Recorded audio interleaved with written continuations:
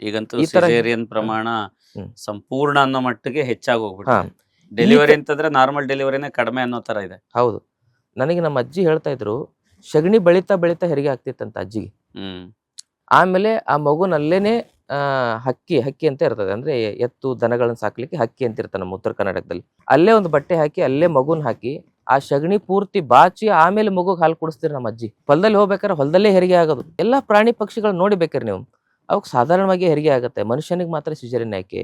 ಹಿಂದೆ ಸೂಲಗಿತ್ತಿಯರು ಅಂತ ಇರ್ತಾ ಇದ್ರು, ಈಗೆಲ್ಲ ಏನಾಗಿದ್ದಾರೆ ಸುಲಿಗೆಗಿತ್ತಿಯರು ಜಾಸ್ತಿ. ಎಲ್ಲರೂ ಅಂತ ಹೇಳ್ತಾ ಇಲ್ಲ ನಾನು, ಆದರೆ ಪರ್ಸೆಂಟೇಜ್ ಜಾಸ್ತಿ ಆಗ್ತಾ ಇದೆ. ಅದು ನ್ಯಾಚುರಲ್ ಆಗಿರ್ತಕ್ಕಂಥ ಬರ್ತ್ ಆದ್ರೆ ಮಗುಗೂ ಒಳ್ಳೇದು, ತಾಯಿಗೂ ಒಳ್ಳೇದು.